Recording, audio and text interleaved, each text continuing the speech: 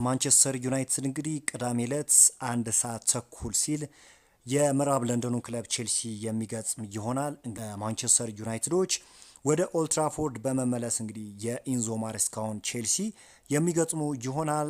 በዚህ የውድድር ዘመን እንግዲህ ማንቸስተር ዩናይትዶች በጣም ደካማ እንቅስቃሴን እያስመለከቱ ይገኛሉ። 4 ነጥብ በመሰብሰብ በፕሪሚየር ሊጉ 14ተኛ ደረጃን ይዟል። ከ1992-93 ጀምሮ በጣም ደካማ የሚባለውን እንቅስቃሴ ነው ማሳየት የቻሉት። ለምንም በሆነ ውጤት እንግዲህ በከተማ ተቀናቃኛቸው ማንቸስተር ሲቲ ሽንፈት ማስተናገዳቸው ይታወቃል እና ቼልሲን በሚገጥሙበት ጨዋታ እንግዲህ የቀድሞ የማንቸስተር ዩናይትድ ተጫዋች አሊያንድሮ ገርናቾ ወደ ኦልትራፎርድ በመምጣት የቀድሞ ክለቡን እንግዲህ በተቃራኒ የሚገጥም ይሆናል። በማንቸስተር ዩናይትድ በኩል በጉዳት ምክንያት ሜሰን ማውንት፣ ማቲያስ ኩኛ እና ዲያጎ ዳሎ ከቼልሲው ጨዋታ ውጭ እንደሆኑ መረጃዎች እየጠቆሙ ይገኛሉ። ሊዛንድሮ ማርቲኔዝ በኦክቶበር ወር መጨረሻ አካባቢ እንደሚደርስ ነው እየተገለጸ የሚገኘው። ተጫዋቹ ሙሉ ለሙሉ ከጉዳቱ አገግሞ እንዲመለስ በማሰብም ይመስላል የማንቸስተር ዩናይትድ አካላት ተጫዋቹ እስከ ኦክቶበር ድረስ ወደ ሜዳ የመመለስ እድሉ ጠባብ እንደሆነ ያሳወቁት። ማንቸስተር ዩናይትዶች ብዙ ለውጦችን አድርገው ቼልሲን ለመግጠም ነው ሀሳባቸው። በዋነኝነት ደግሞ እንግሊዛዊ ተጫዋች ኮቢ ማይኖ በመጀመሪያ አሰላለፍ ውስጥ ይካተታል ተብሎ ይገመታል ቼልሲን በሚገጥምበት ጨዋታ። ሌላኛው ደግሞ አዲሱ የማንቸስተር ዩናይትድ ግብ ጠባቂ የሆነ ሴኔ ላመንስም በቋሚ አሰላለፍ ውስጥ ይካተታል ተብሎ ይጠበቃል። የቀድሞ የማንቸስተር ዩናይትድ ተጫዋች ሆነው እንግሊዛዊ ሪዮ ፈርዲናንድ እንዲህ ሲል ተናግሯል። በማንቸስተር ዩናይትድ ቤት እንግዲህ ለቤንያሚን ሼሽኮ በቂ የሆነ የጎል እድል እየተፈጠረለት እንዳልሆነ ነው የገለጸው። በተለይም እንግዲህ ማንቸስተር ዩናይትድ ማንቸስተር ሲቲን በገጠመበት ጨዋታ ለተጫዋቹ በቂ የጎል እድል እየተፈጠረለት አይደለም እና የዩናይትድ ተጫዋቾች ሞር የጎል እድሎችን መፍጠር ላይ ፎከስ ማድረግ እንዳለባቸው ነው እየተገለጸ የሚገኘው። ሩበን አሞሪም ቡድኑ በዘንድሮ የውድድር ዘመን ያሳየው ብቃት አጥጋቢ እንደሆነና በትክክለኛው አቅጣጫ እየተጓዘ መሆኑን ያምናል ተብሏል። አሞሪም ቡድኑ በአእምሮ መጠናከርና በአስቸጋሪ ሁኔታዎች ትክክለኛውን የስነ ልቦና ጥንካሬ መያዝ እንዳለባቸው ያምናልና አሞሪም በሜዳው ላይ ፈጣን ምላሽን መስጠትና ከፍተኛ የአካል ብቃት ደረጃዎችን ከተጫዋቾች ይፈልጋል። ምክንያቱም እነዚህን ነገሮች ለእሱ የእግር ኳስ ዘይቤ አስፈላጊ ናቸው። ኡራጋዩ የአማካኝ ስፍራ ተጫዋች ማኑኤል ኡጋርቴ ባሳለፍነው የክረምት የዝውውር መስኮት ከማንቸስተር ዩናይትድ ጋር የመለየት እድል እንደነበረው ተገልጿል። በዚህም መሰረት የተወሰኑ የጣሊያን ክለቦች የመሀል ስፍራ ተጫዋቹን በውሰቱ ለማስፈረም ጥያቄ አቅርበው እንደነበር ተዘግቧል። ሆኖም የቀይ ሰይጣኖቹ ባለስልጣናት ተጫዋቹን በክለባቸው ለማቆየት እንደሚሹ ለተጫዋቹ ፈላጊ ክለቦች በግልጽ ማሳወቃቸው ነው እንግዲህ ተጫዋቹ በክለቡ እንዲቆይ ያደረገውና ተጫዋቹ አሁንም ቢሆን እንግዲህ ከማንቸስተር ዩናይትድ የመልቀቁ ጉዳይ እንደማይቀር በጥሩ ወይም በክረምቱ የዝውውር መስኮት ማንቸስተር ዩናይትድን ይለቃል ተብሎ እንደሚጠበቅ ታማኙ ፋብሪዚዮ ሮማኖ አሳውቋል። የማንቸስተር ዩናይትድ አምበል ብሩኖ ፈርናንዴዝ በአማካኝ ክፍሉ ላይ የነበረው ታክቲካል ችግርና ሌሎች አዎንታዊ የሚላቸውን ሀሳቦች አንስተዋል። ጫናዎች በሚበረቱበት ጊዜ ቁጡ የሚሆኑ ተጫዋቾች ያስፈልጉናል በማለት የጀመረው ብሩኖ የዝላይ አጋጣሚዎችንም በአግባቡ መወጣት እንደሚያስፈልግ፣ ካልሆነ ግን አማካኞች እጅጉኑ እንደሚጨነቁ ተናግሯል። ቀጥሎም እንግዲህ ስለ አማካኝ ክፍሉ ታክቲካዊ ችግር ያነሳው ብሩኖ ፈርናንዴዝ ሲቲን ብትመለከቱ ሮሪ ሬንደርሰን እና በርናርዶ ሲልቫን ይዘው ገብተዋል። ፎደንም አላቸው። 2 አማካኞች ይዘን ለገባ ነው እኛ 4 አማካኞች ስልፏል ሲል አስተያየቱን ሰጥቷል። ብሩኖ አክሎም ሬንደርስ ላይ በጥሩ መልኩ ሲያደርግ እንደነበረው ከጀርባ ዝላይ የሚያደርጉ ተጫዋቾች ያስፈልጉናል።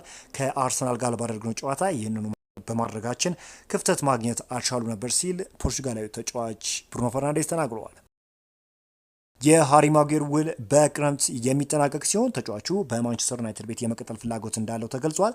የማንቸስተር ዩናይትድ ሰዎች ሁኔታውን እያጠኑበት እንደሚገኝ ሲነገር ውሉን የሚያራዝምበት እድልም እንዳለ ተመላክቷል። ተጫዋቹ እንግዲህ በማንቸስተር ዩናይትድ ይቆያል ወይም አይቆይም የሚለው ነገር የማንቸስተር ዩናይትድ ሰዎች በቅርቡ ውሳኔ ላይ ይደርሳሉ ተብሎ ይጠበቃል።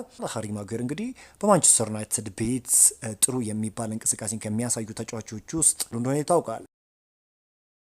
የእግር ኳሱ ሌጀንድ ጋሪ ሊንከን ባሳለፍነው ሳምንት ማንቸስተር ዩናይትድ ከማንቸስተር ሲቲ ጋር ባደረገው ጨዋታ አንድ የተመለከተው ጥሩ ጎን ሼሽኮ መሆኑን ተናግሯል። አንዳንድ ጊዜያት ላይ ከተጫዋች ጀርባ የተለያዩ ሩጫዎችን የሚያደርግበትን መንገድ አድንቀዋለሁ።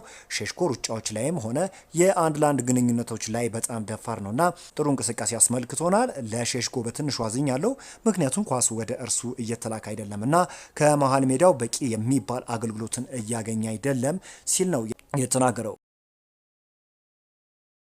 በርከት ያሉ ታማኝ ምንጮች አሰልጣኝ ሩበን አሞሪም የቡድኑ ችግር የሜንታሊቲ ጉዳይ ነው ብሎ እንደሚያምኑ ገልጿል። ፖርቹጋላዊ አሰልጣኝ ቡድኑ በጨዋታ ላይ እያሳየ የሚገኘው ብቃት እጅግ ጥሩ ነው ብለው እንደሚያምኑ የተዘገበ ሲሆን የ40 ዓመቱ አሰልጣኝ በቀጣይ በምንም መንገድ የሚጠቀሙበትን የጨዋታ ስልት ለመቀየር ምንም አይነት እቅድ እንደሌላቸው ተነግሯል። ማንቸስተር ዩናይትድ በስፖርቱ ዘር ደጋፊዎችን ወደ ተለያዩ የዓለም ክፍሎች እንዲያቀኑ በማስቻል የሚታወቀው ከስፖርትስ ብሬክ ኩባንያ ጋር ለተጨማሪ ዓመታት በአጋርነት እንዲቆዩ የሚያስችላቸውን ይፋዊ ውል መፈራረም ችሏል ተብሏል። ስፖርትስ ብሬክ ላለፉት 4 ዓመታት የማንቸስተር ዩናይትድን ደጋፊዎች ወደ ተለያዩ የዓለም ክፍሎች እያቀኑ ክለባቸውን እንዲደግፉና ጨዋታዎችን እንዲመለከቱ ማስቻሉ ይታወቃል። አዲሱን የውል ስምምነት ተከትሎ ይኸው ኩባንያ በቀድሞ ሚናው እንደሚቀጥል የሚጠበቅ ይሆናል። የማንቸስተር ዩናይትድ ዋና የቢዝነስ ጉዳዮች ኃላፊ የሆኑት ማርክ አርምስትሮንግ አዲሱን ስምምነት አስመልክተው ከዚህ ድንቅ ኩባንያ ጋር ውላችንን በማራዘማችን እጅጉኑ ደስተኞች ነን። በተለያዩ የዓለም ክፍሎች የሚገኙ በርካታ የማንቸስተር ዩናይትድ ደጋፊዎች ኦልድ ትራፎርድን እንዲታደሙና ህልማቸው እውን እንዲሆን አስችሏል ሲሉ ተናግረዋል። የማንቸስተር ዩናይትድ የምንጊዜም ከፍተኛ ግብ አስቆጣሪ ዋይኔ ማርክ ሩኒ እንዲህ ሲል ተናግረዋል። በራሱ የማንቸስተር ዩናይትድ ቡድን ውስጥ የሚታዩትን ግልጽ ችግሮች እንዲያስተካክል ያስችላል ብሎ ያመነበትን የመፍትሄ ሀሳብ አስቀምጠዋል። ስለ አሞሪም ያጨዋወት ስርዓት ያነሳው ሩኒ በዚህ 3-4-3 ስርዓት ውስጥ ያለው ችግር በመሀል ሜዳ 2 ተጫዋች ብቻ መኖራቸው ነው ሲል ነው የተናገረው። ሩኒ አክሎም ተጫዋቾቹ ሙሉውን የሜዳው ስፋት ለመሸፈን እንዲሁም ወደ ላይና ወደታች ለመሮጥ የሚያስችል ጉልበትና እግር የላቸውም። ስለሆነም በመሀል ሜዳ ላይ ተሸናፊ እየሆኑ ነው ሲል ተደምጧል። በተጨማሪም ዋይኔ ማርክ ሩኒ አሞሪም ቀጣይ ማድረግ ስላለበት ሁኔታ ተከታዩን የመፍትሄ ሀሳብ ለግሷል። ከተቸገርክ 3 ተጫዋቾችን በመሃል ሜዳ ላይ አስቀምጠ ራስን ለማፎካከር እድል መስጠት አለብህ ሲል ነው የተናገረው። የቀድሞ አንጋፋው የመሃል ሜዳ ተጫዋች ፖል ስኮልስ የዩናይትድ ችግር ያጨዋወት ስልት ሳይሆን ተጫዋቾቹ እንደሆኑ ተናግሯል። የማንቸስተር ዩናይትድ ተጫዋች ክለቡ በሚፈልገው ደረጃ ላይ አይደሉም፣ በቂ ጥበበኛ አይደሉም፣ በቂ ፈጣኖችም አይደሉም። በመሃል ሜዳ ጥሩ የሚሰራ እግር የላቸውም። 2 ተጫዋቾችን በመሃል ሜዳ እያስገቡ ነው። ብሩኖ ፈርናንዴዝ እዛው ነው ያለው። እናም ለ3 ተግባብቶ መስራት ይቅርና ለ2 እንኳን ለመስራት የሚያስችል እግር የለውም ሲል ነው እንግዲህ ፖል ስኮልስ የተናገረው። ሌላኛው መረጃችን እንግዲህ የእንግሊዙ ክለብ ኒውካስትል ዩናይትድ ከማንቸስተር ዩናይትድ ለመውጣት እያማተረ የሚገኘውን ኮቢ ማይኖን በጥሩ የዝውውር መስኮት ለማስፈረም እየተከታተሉ እንደሆነ አሌክስ ክሩክ ዘግቧል። ተጫዋቹ አሁንም ቢሆን በክለቡ ደስተኛ እንዳልሆነና ለእድገቱ አመቺ ወደሆነ ክለብ የመቀላቀል ከፍተኛ ፍላጎት እንዳለው እየተገለጸ ይገኛል። ታዲያ አሁን ኒውካስትል ዩናይትዶች ተጫዋቹን ለማስፈረም ሙከራ ለማድረግ ዝግጁ እንደሆነ ነው እየተነገረ የሚገኘው። በዛሬው ዕለት እንግዲህ ማንቸስተር ዩናይትድን የተመለከቱ ስፖርታዊ መረጃዎች እኝን ይመስላሉ።